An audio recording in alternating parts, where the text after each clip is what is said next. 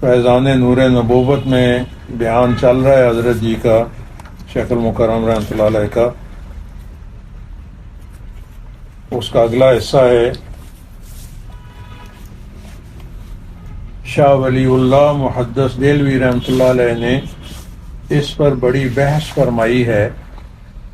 تو اس لیے ایک تو اتباع شریعت اور دوسری شیخ سے خلوص قلبی ہو، خلوص قلبی۔ اگر دل میں ذرہ برابر کوئی چیز آ جائے تو پھر یہ فیض ہٹنا شروع ہو جاتا ہے۔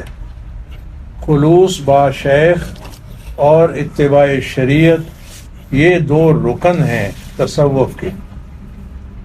اگر شریعت میں خلل پیدا ہو گیا ہے تو یقیناً ہے کہ ایمان میں خلل پیدا ہونا شروع ہو جاتا ہے، کمزوری ہو جاتی ہے۔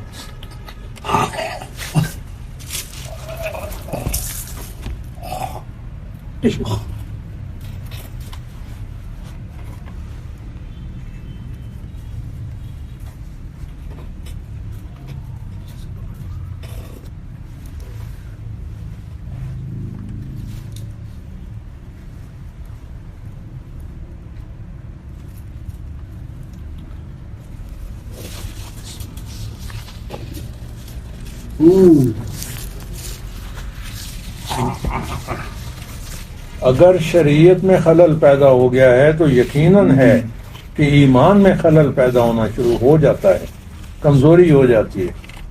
اگر شیخ کے ساتھ تعلق میں کوئی خلل پیدا ہو گیا ہے تو یہ چیز نہیں ملتی، سمجھ لیا ہے نا؟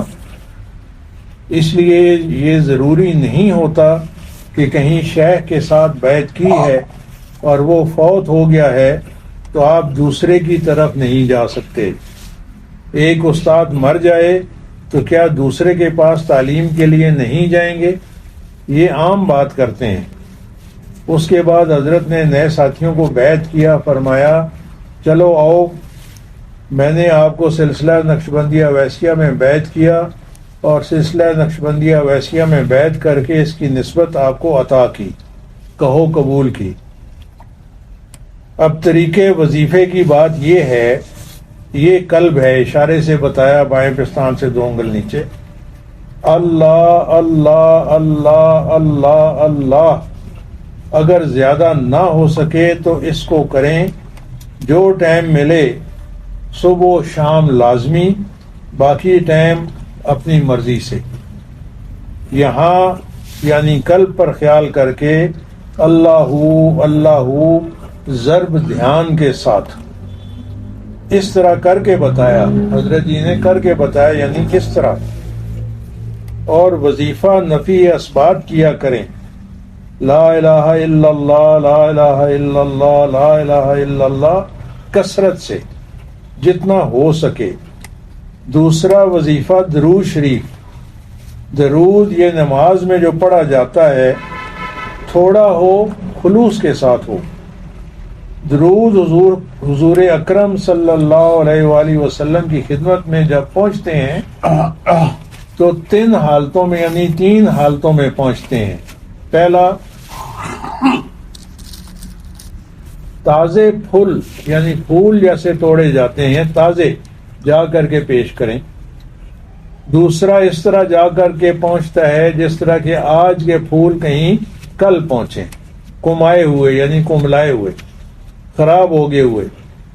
یہ تیسرا یہ کہ جیسے کسی نے ہاتھوں میں مل مل کر کے ان کا حلیہ اور حیت ہی بدل کر کے جا کر کے پیش کیا ہو۔ درود کے فوائد بہت ہیں، اگر میں بیان کرنے لگوں تو ختم ہی نہ ہو۔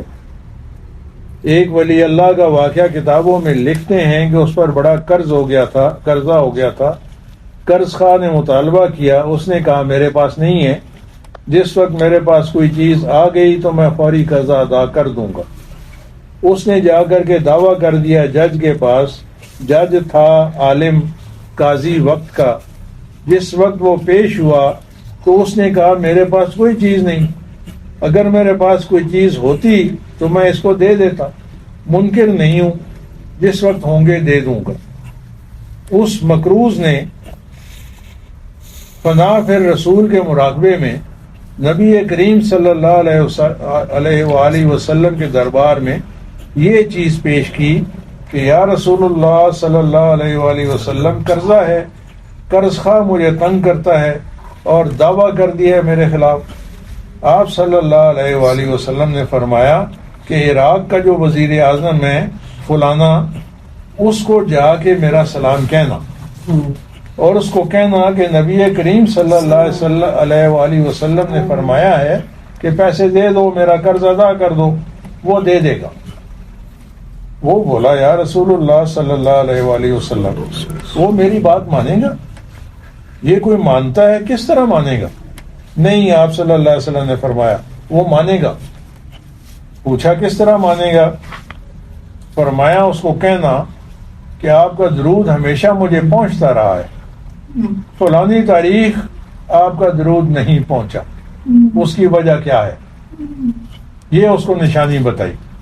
وہ گیا، دستک دی، جا کر کے دروازہ کھٹکھٹایا، وزیر اعظم باہر آیا تو اس نے کہا کہ مجھے اس طرح نبی کریم صلی اللہ علیہ وآلہ وسلم نے بھیجا ہے اور آپ کو سلام کہا ہے۔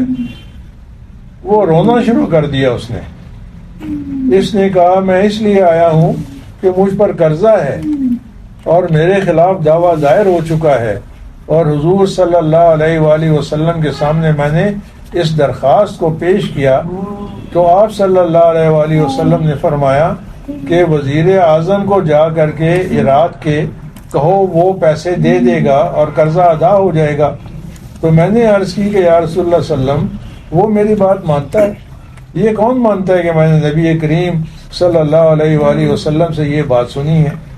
تو آپ صلی اللہ علیہ وآلہ وسلم نے فرمایا کہ نہیں، وہ مانے گا، اس سے پوچھنا کہ فلانی تاریخ آپ کا درود مجھے نہیں پہنچا۔ اس یعنی وزیر اعظم نے اور زیادہ رونا شروع کر دیا اور کہنے لگا کہ امور سلطنت اس کے بیچ آ گئے تھے، ورنہ صبح کی نماز پڑھ کے دفتر جانے سے پہلے میں 1000 دفعہ درود پڑھ کے جاتا ہوں، یعنی 10 تسبیحیں تقریباً پڑھ کے جاتا ہوں، کبھی 8، کبھی 7، کبھی کم، اس طریقے سے کر کے۔ وہ اندر چلا گیا، جا کر کے لے آیا وہ پیسے اور کہنے لگا کہ یہ آپ کا قرضہ ہے، یہ قرضہ ہے، یہ خرچہ ہے، اور جس وقت بھی آپ کو ضرورت پڑے میرے پاس آ کر کے لے لینا، جس چیز کی ضرورت پڑے میرے پاس آ جانا۔ جس وقت وہ پیسے لے کر کے دوسری تاریخ پر قاضی کے سامنے گیا تو اس نے میز پر رکھ دیے پیسے۔ اس نے یعنی قاضی نے کہا کہ پہلے تو آپ کہتے تھے کہ میرے پاس پیسے ہی نہیں، میں کہاں سے لاؤں، اب کہاں سے آ گئے؟ اس نے واقعہ بیان کر دیا۔ قاضی نے کہا اچھا یہ پیسے اٹھا لو، میں ادا کرتا ہوں تمہارا قرضہ۔ جس وقت اس مدعی نے سنا، جس نے دعویٰ کیا ہوا تھا اس نے سنا تو اس نے کہا آپ مجھ سے زیادہ حقدار نہیں، میں لیتا ہی نہیں۔ اس لیے درود کی کثرت کریں۔ درود کی کثرت سے شارحین نے، محدثین نے لکھا ہے کہ درود کی کثرت سے حوادثات، مصائب کچھ کم ہو جاتے ہیں، رزق میں، اولاد میں برکت پیدا ہو جاتی ہے، الا ماشاء اللہ۔ اور میدان حشر میں رسول اکرم صلی اللہ علیہ وآلہ وسلم کا قرب زیادہ ہوگا، اس لیے درود کی کثرت سے پڑھیں۔ قرآن کریم کی تلاوت صبح کے وقت جتنا ہو سکے کریں۔ امام احمد بن حنبل رحمۃ اللہ علیہ جو ہمارے ائمہ اربعہ سے ہیں، ایک صدیق ہیں جنہوں نے خلق قرآن کے مسئلے پر بڑی بڑی ماریں کھائیں اور تکلیفیں اٹھائی ہیں۔ ان کو اللہ تعالیٰ کا دیدار خواب میں ہوتا رہتا تھا۔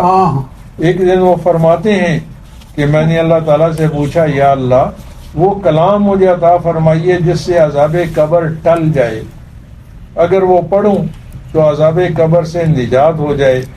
تو اللہ تعالیٰ نے مجھے فرمایا قراءۃ القرآن بفہم او بغیر فہم، قرآن کریم کا پڑھنا سمجھ کر کے پڑھے، خواہ بغیر سمجھ۔